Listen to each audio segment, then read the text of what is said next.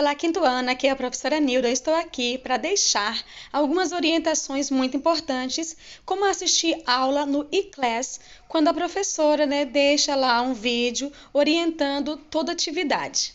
Primeira coisa a se fazer: esteja com seu livro, pegue seu lápis, seu apontador, sua borracha, seu material de uso pessoal. Esteja com seu marca-texto ou similares, nós sempre estaremos marcando trechos importantes do nosso conteúdo. Se você não tiver marca-texto, use um lápis de cor clarinho, use a tua caneta, passa com a régua para ficar bonitinho, desde que as informações estejam destacadas para que você, quando for estudar, tenha facilidade em encontrar o que é primordial e fundamental. Peço também a você que, quando você estiver assistindo o meu vídeo e eu oriento a você responder uma questão, você tem que dar uma pausa no vídeo e responder aquela questão conforme o que eu te orientei. Todo o tempo você deverá pausar o vídeo e responder a questão. Respondeu a questão, volta a assistir o vídeo. Assim que funciona as minhas aulas no e-class.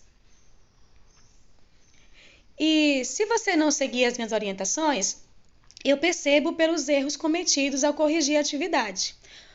Está bem? Conto com você, com sua responsabilidade, com seu compromisso. Beijo.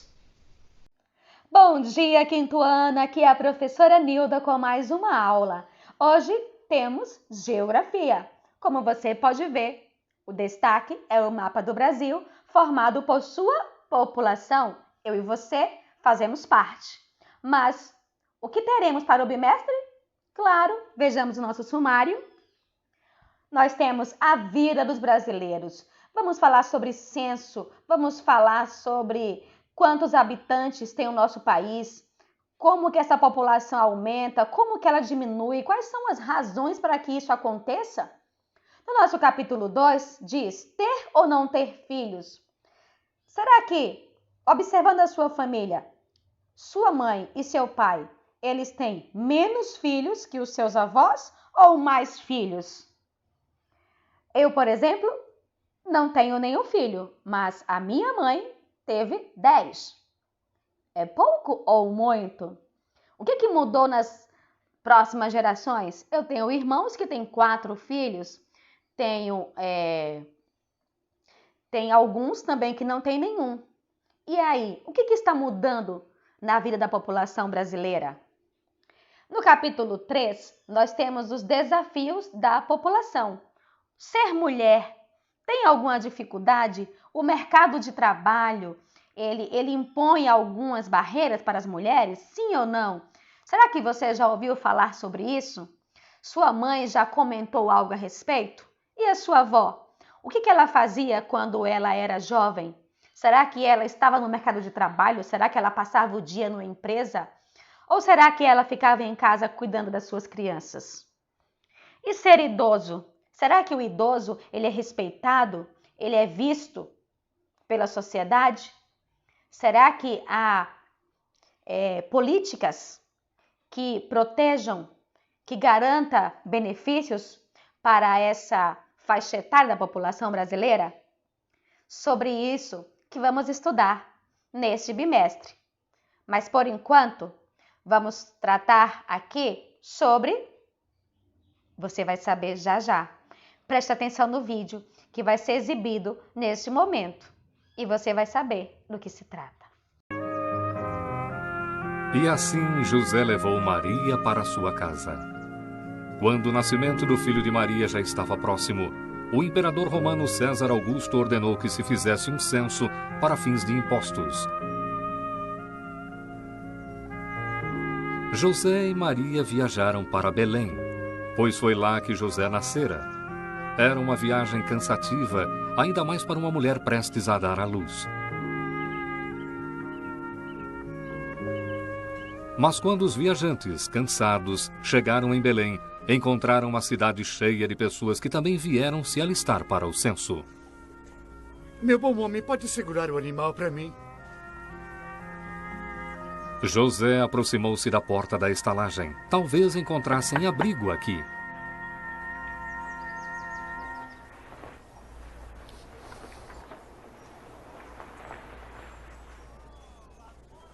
Procuramos abrigo para esta noite. Sinto muito, todos os quartos estão ocupados. Precisamos achar um abrigo. Minha mulher dará luz a seu primeiro filho. Pode ser a qualquer momento. Não tem amigos na cidade? Não. Somos de Nazaré. Não temos outro lugar para ficar. Detesto sugerir isso, mas o único abrigo que posso oferecer para esta noite é o estábulo. É o único lugar que tenho. Você é muito gentil.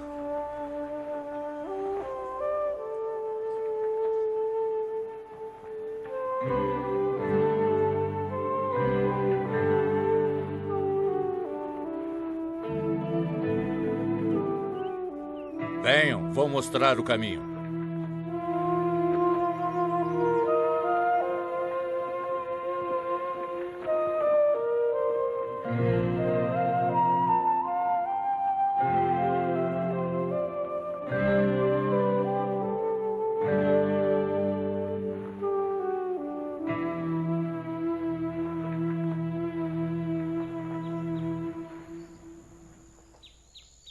Lamento não ter camas, mas há muito feno limpo.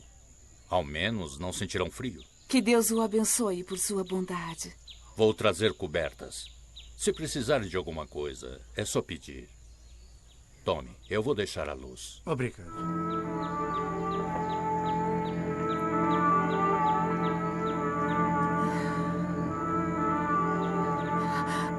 José...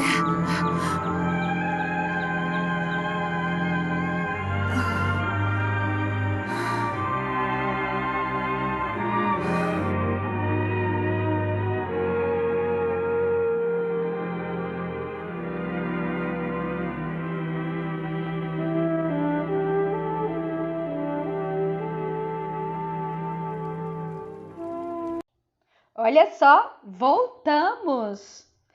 E aí, o que você descobriu sobre José e Maria? Por que José precisou ir a Belém?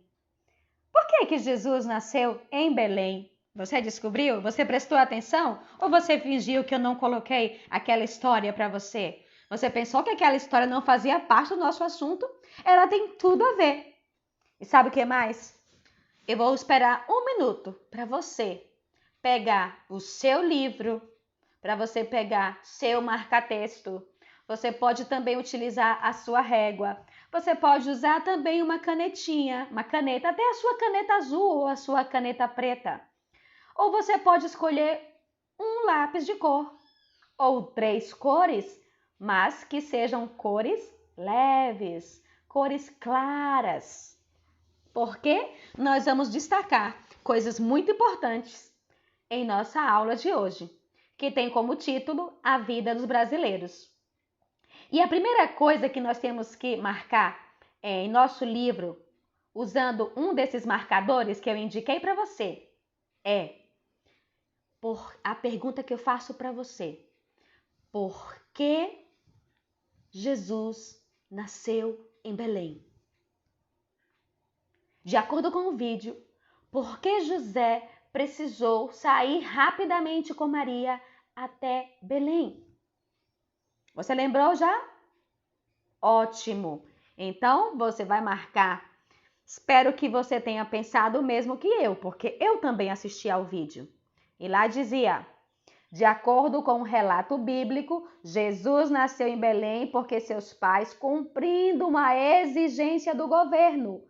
Então, José, como ele era lá de Belém, ele precisava lá ir se cadastrar. Os governantes queriam saber qual era, né, o quantitativo da sua população. E isso ainda ocorre em nossos dias. Se você observar o início aqui do nosso capítulo, ele diz, há muito tempo, os países se organizam para reunir informações sobre a quantidade de habitantes que vivem em seu território. Então, por essa razão, por ordens dos governantes, José e Maria se dirigiram a Belém. Mas, eles foram por causa de quê mesmo? Qual que era a palavra aí, gente? Exato, era por causa do censo. E o que é o censo? Pega seu marca-texto aí e destaca também seu livro. O censo é uma pesquisa geral realizada em cada domicílio ou residência tanto na zona urbana como zona rural, em toda a extensão territorial para conhecer quem são, quantos são e como vivem os habitantes do país. Nós moramos na região norte. Nós percebemos que o nosso território, ele tem a presença de bastante rios e também tem um rio muito famoso, o Rio Amazonas. Então, algumas comunidades em nossa região têm difícil acesso. Mesmo assim, os nossos governantes enviam pessoas para cadastrar, para conhecer a realidade desses moradores. De que forma? Como que isso acontece? Vejamos. Primeira coisa que nós temos que lembrar. Você lembra que em nossas primeiras aulas eu passei para vocês um joguinho que vocês precisavam localizar estados e capitais? Lembram disso? Você ainda lembra por que esse mapa está destacado com 5 cores? Você lembra disso? Lembra? São as regiões. Começamos ali pela região norte, nossa região verde. Passamos para a direita, na costa litorânea, para a região nordeste, onde você vê aí o Maranhão, Piauí, Ceará, Bahia. Vamos para o centro do país, onde nós encontramos Mato Grosso do Sul e Goiás, onde também, dentro do território de Goiás, nós temos Brasília, nossa capital federal, onde foi separada uma porção de terra, onde foi denominado Distrito Federal, e Brasília fica dentro desse território. Nós temos aqui a região sudeste, englobando São Paulo e Minas Gerais, e a região sul aí, Paraná, Santa Catarina e Rio Grande do Sul. Então, o censo, ele vai ser realizado em todo esse território. Se você comparar o nosso país com outros, você vai perceber que nós somos um país territorialmente extenso. Temos muitas terras. Mas pensando nessas terras, todas essas terras do nosso país estão habitadas? Olhe para o seu estado. Você já foi ao interior com seus pais? Por exemplo, de Macapá para Porto Grande, em todo o percurso está superlotado de residências? Pensou? Eu não vou te dar a resposta. Eu quero que você pense. Talvez você não precise ir tão longe, basta você ir em Santana. Será que o percurso para chegar em Santana, ele está totalmente povoado? Está cercado de casas? Eu vou um pouco mais perto. Vá até a fazendinha. Vá até o bioparque. Até você chegar ao bioparque, todo o percurso tem residências? Então você percebe que, apesar de termos um território tão grande, não quer dizer que ele seja totalmente habitado. Quer dizer que há muitos espaços, Temos muitas terras que ainda poderiam ser habitadas. Mas vamos ao que nos interessa sobre o censo. O que o censo, O que ele vai fazer?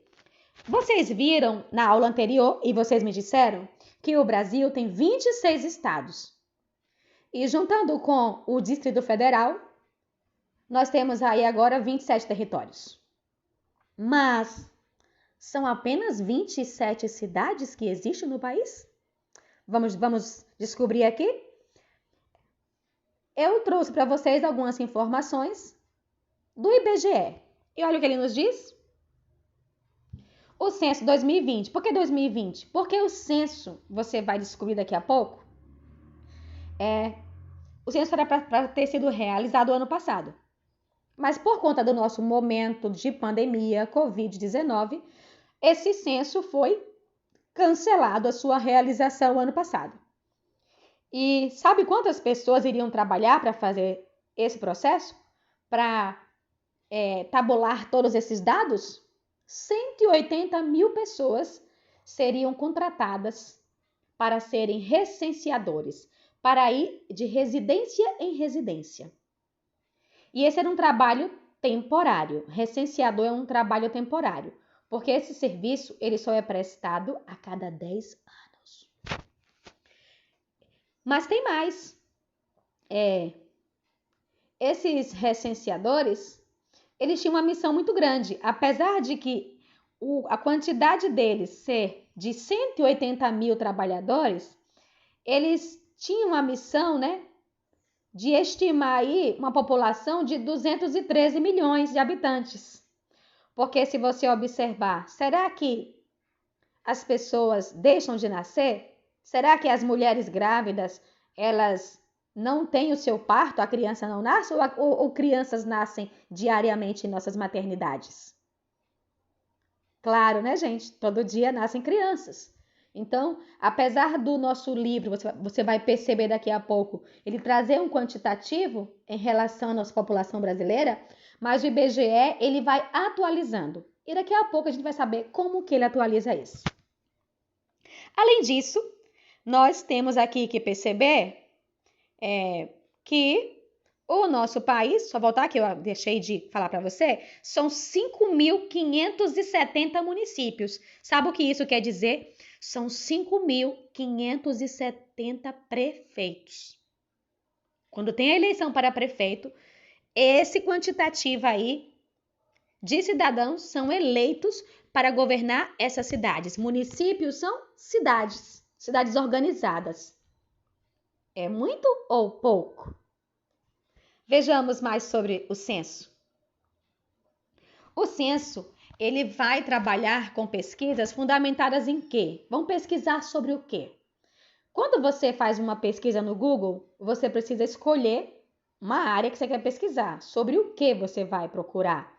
Então, eles fazem um questionário. E nesse questionário, eles querem descobrir características dos domicílios, como é que são essas residências, que tipo de água eles utilizam, que tipo de rede de esgotos eles usam, para onde vai a água do banheiro de nossas casas, dos nossos sanitários.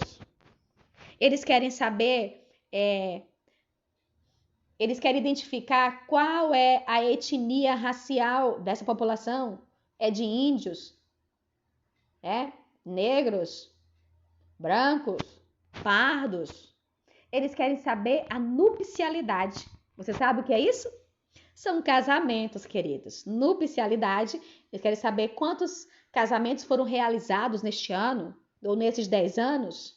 Eles querem saber quem convive em sua casa, quantas pessoas vivem nesse núcleo familiar. Será que são 5 pessoas, são 10 pessoas, 1 pessoa, 2 pessoas? Isso vai variar bastante. Fecundidade. Você sabe o que quer dizer isso, fecundidade? Quando Deus criou Adão e Eva, ele disse assim, para eles multiplicarem, para eles serem fecundos. Eram para eles terem filhos. E será que o mundo já tem bastante crianças ou poucas crianças? Pensa aí. E adultos, e idosos, e conta essa população toda. Mas o censo também quer descobrir sobre isso. Ele quer saber qual é a sua religião.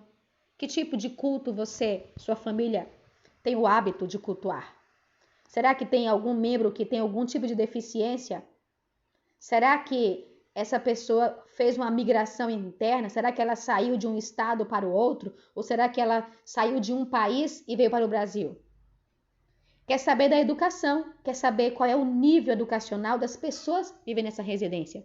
Será que a pessoa que está sendo entrevistada, ela tem apenas o ensino fundamental? Será que ela tem ensino médio? Será que ela tem uma graduação, uma pós-graduação, um mestrado, um doutorado? Eles também querem saber que tipo de deslocamento as pessoas usam para o seu estudo. E não só para o estudo, mas para o seu trabalho, para o seu dia a dia. Será que ela usa uma bicicleta? Será que ela usa o transporte urbano?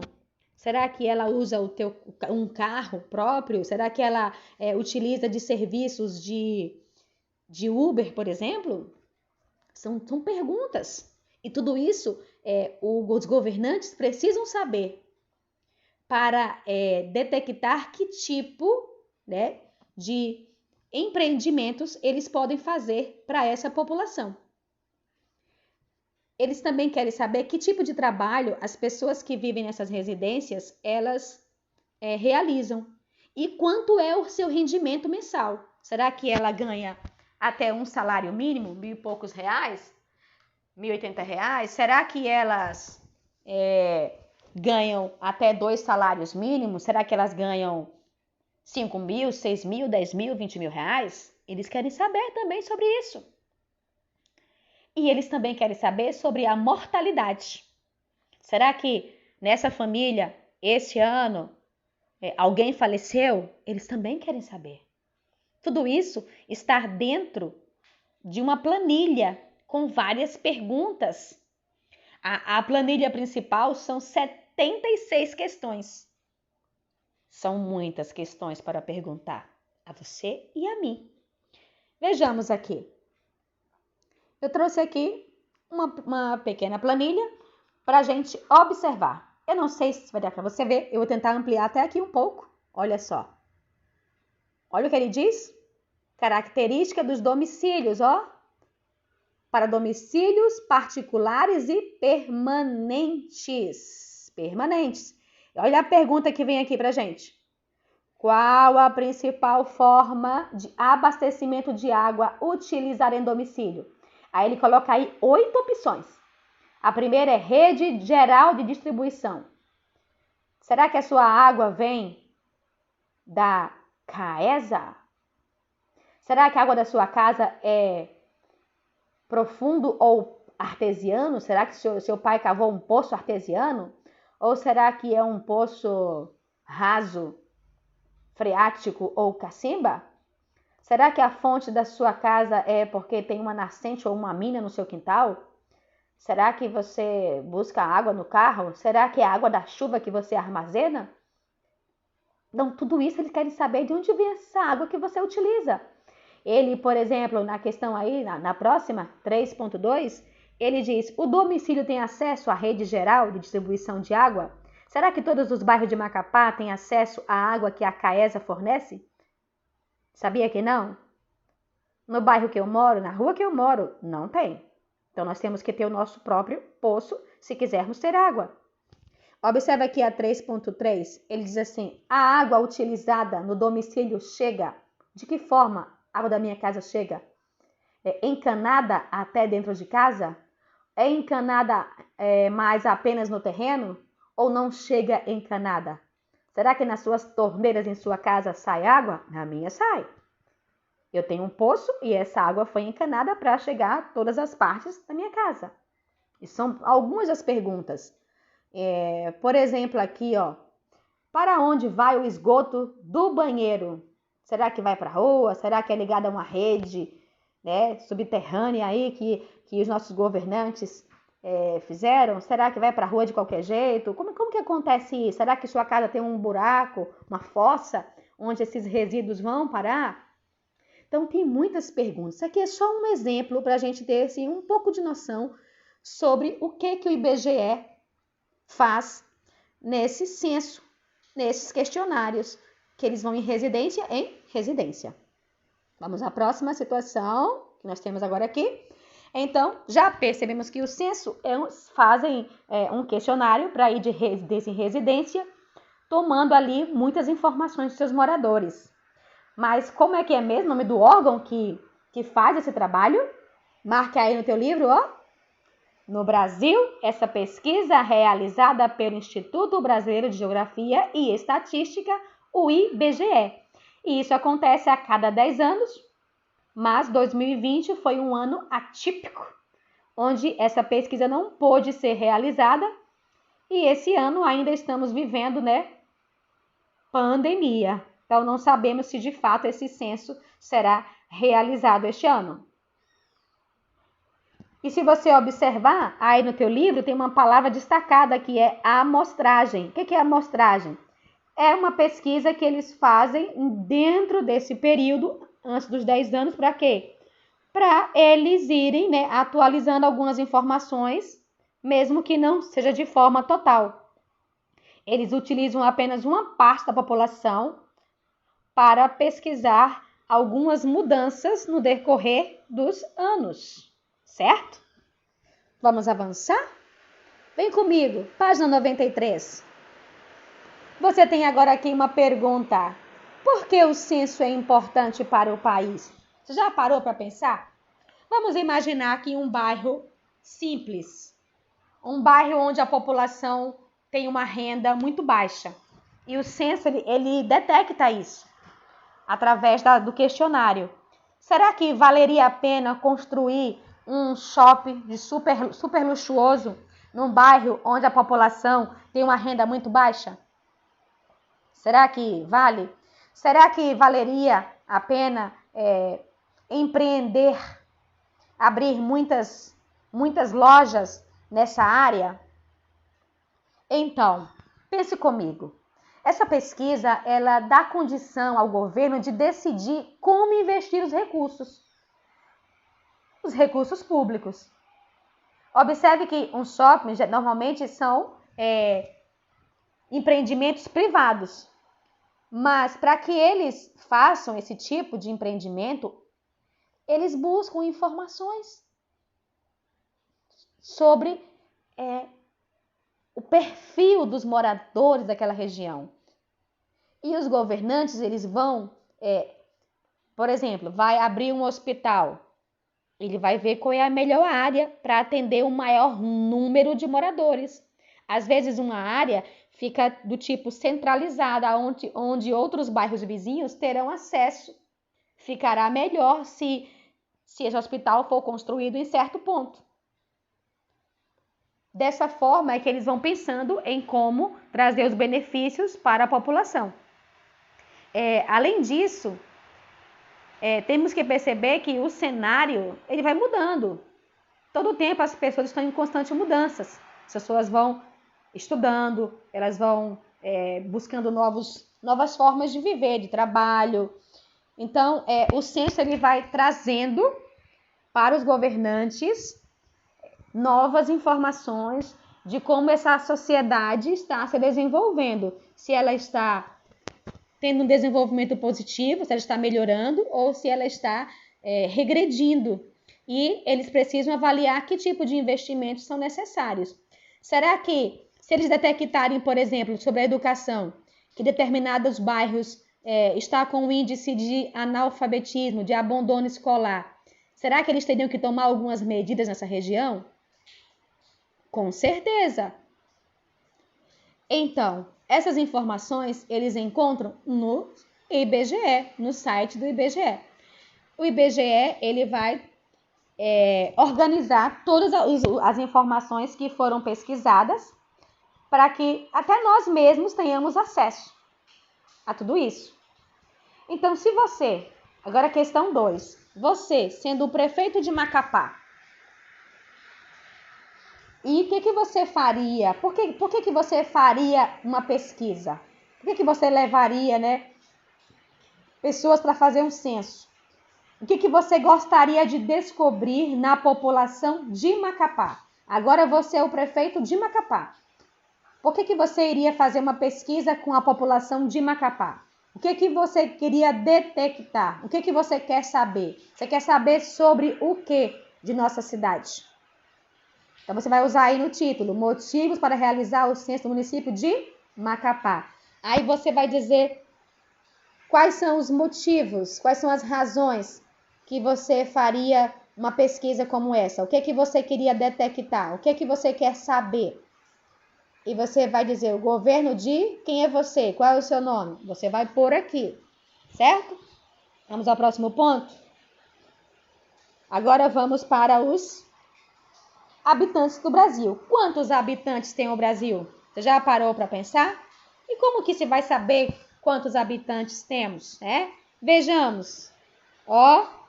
Por meio de consultas, então pega lá teu marca-texto, tua régua, faz bonitinho, seja organizado.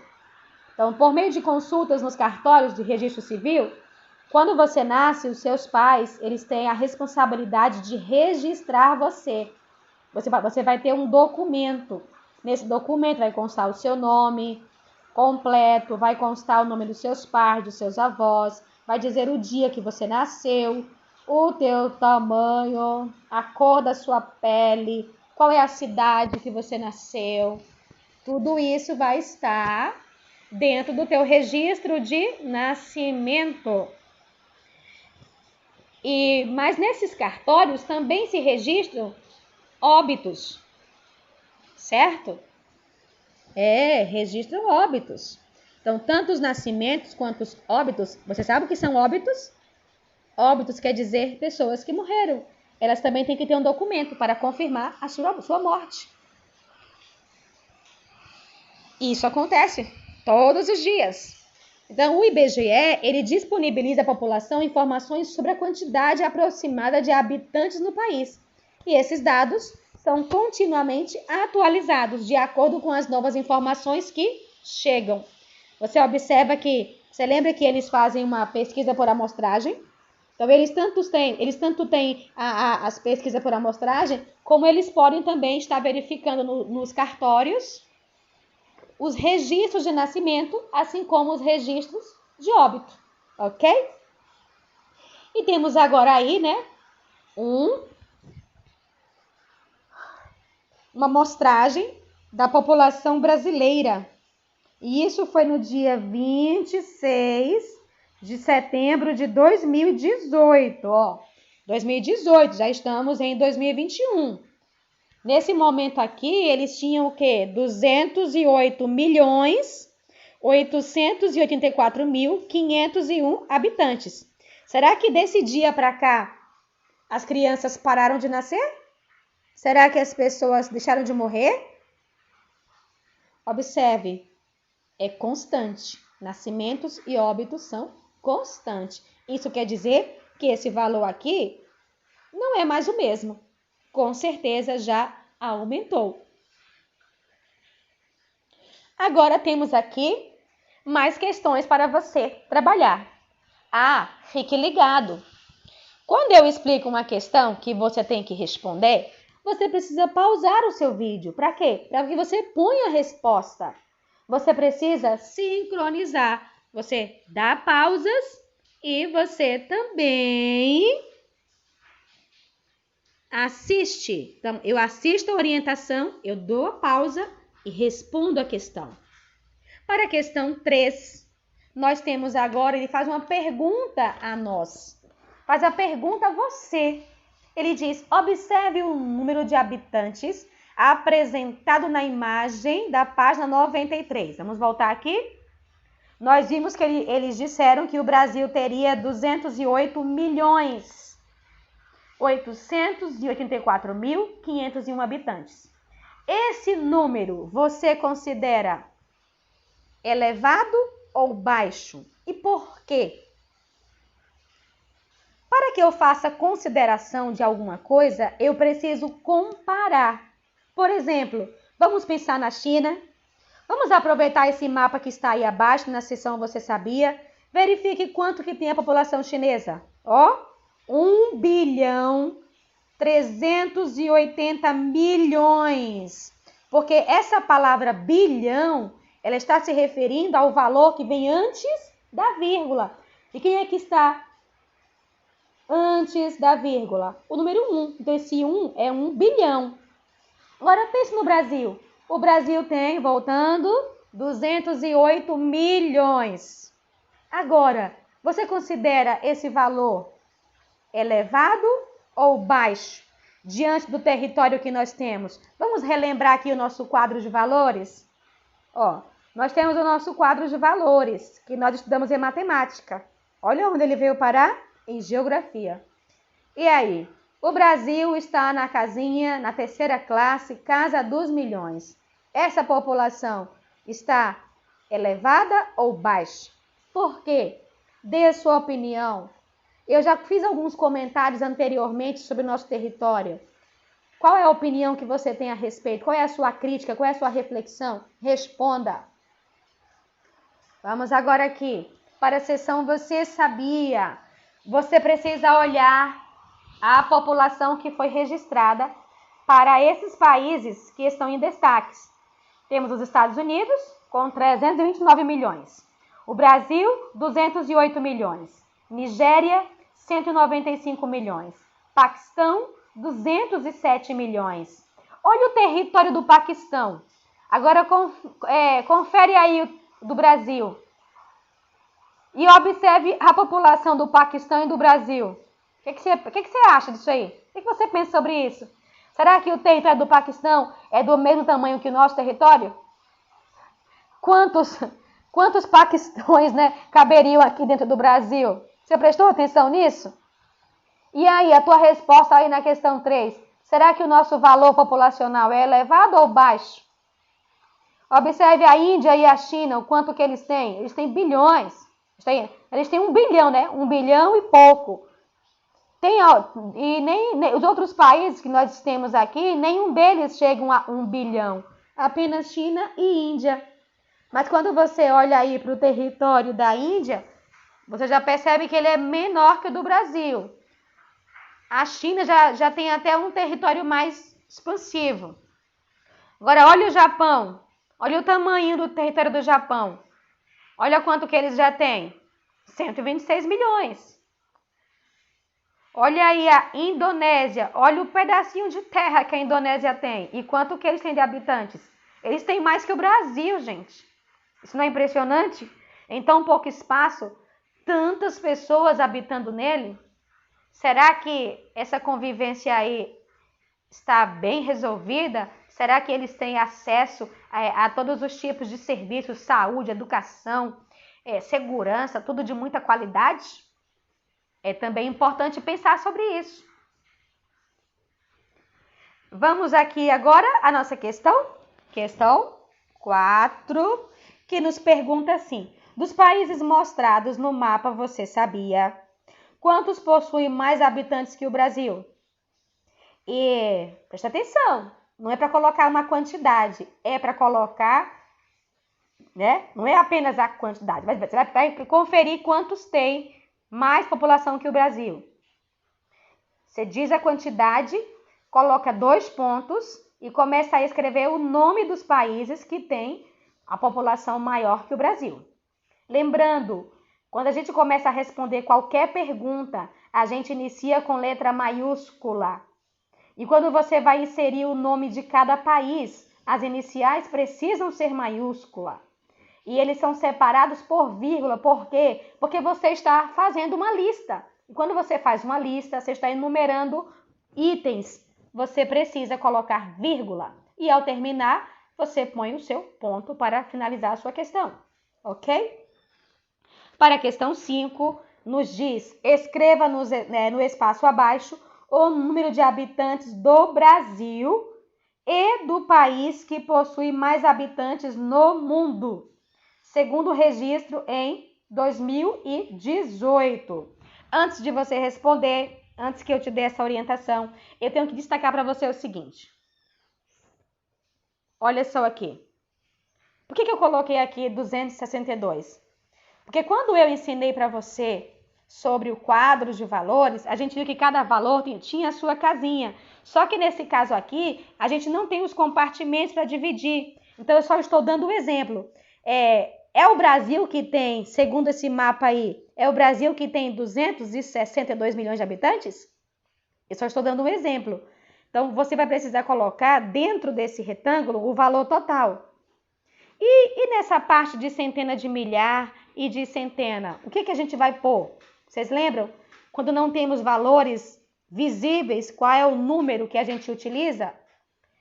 E fique ligado, precisa registrar 3 desses números, certo?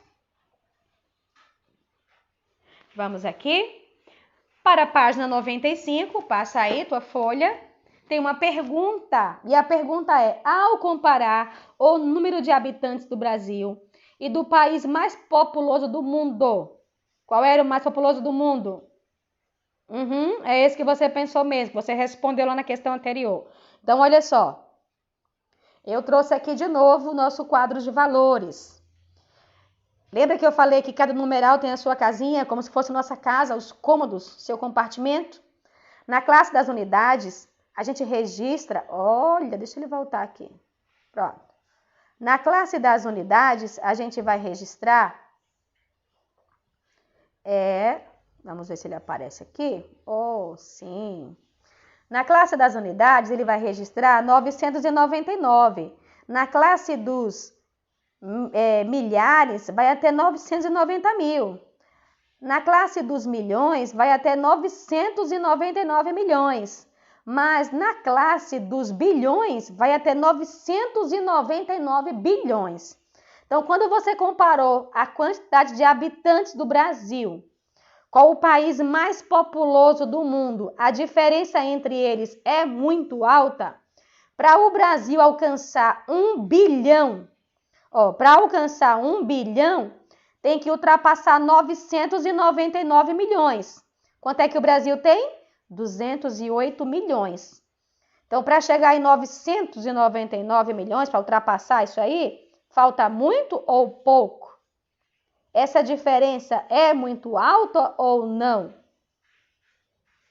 Analise, responda. Agora você tem a seção Investigue com o Azeitona e você precisa agora encontrar pessoas. Pode ser um familiar, pode ser um vizinho, pode ser alguém que você conheça, para que você faça essa pesquisa. Ah, tia, a gente está em pandemia, a gente não pode ir na casa de ninguém, mas você pode usar o WhatsApp. Você pode usar uma ligação, uma videochamada.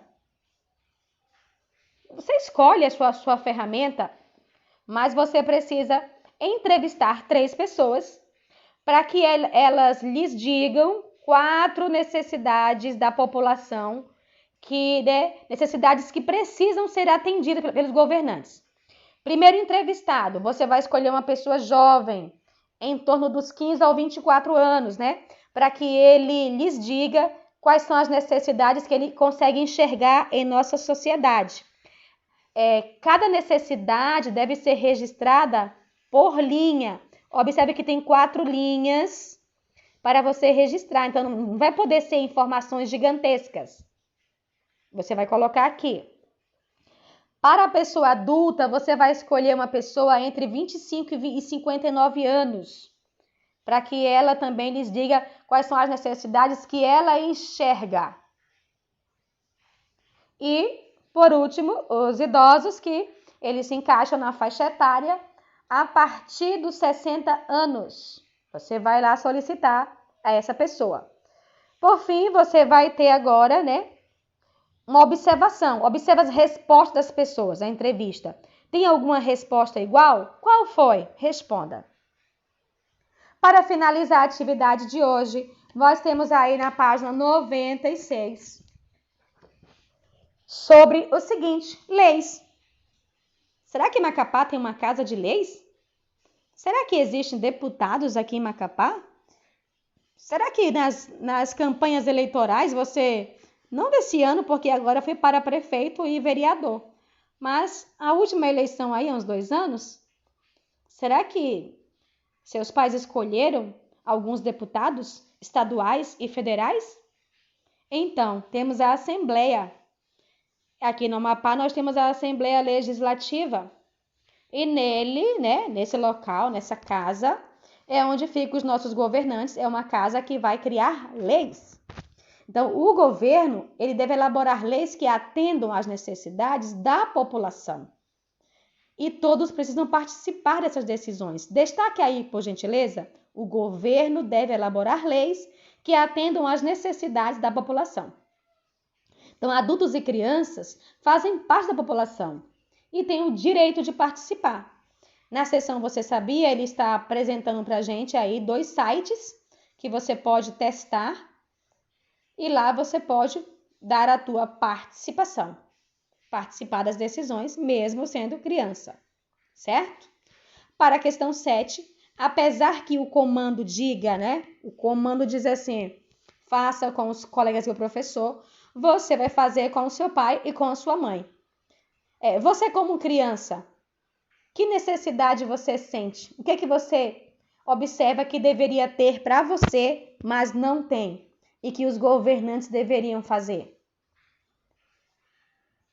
E você vai registrar aqui quais são as necessidades que você vê, coisas que as crianças, em sua visão, deveriam ter, mas os nossos governantes não criaram nenhuma ação pública para promover esse benefício para vocês. Vocês vão registrar aqui nesse retângulo que está aí com a setinha, estou mostrando com a setinha amarela. E por hoje, nossa atividade está encerrada aqui. Espero que você tenha compreendido e que você tenha capacidade de fazer o julgamento, a análise de tudo que nós comentamos aqui. Até a próxima!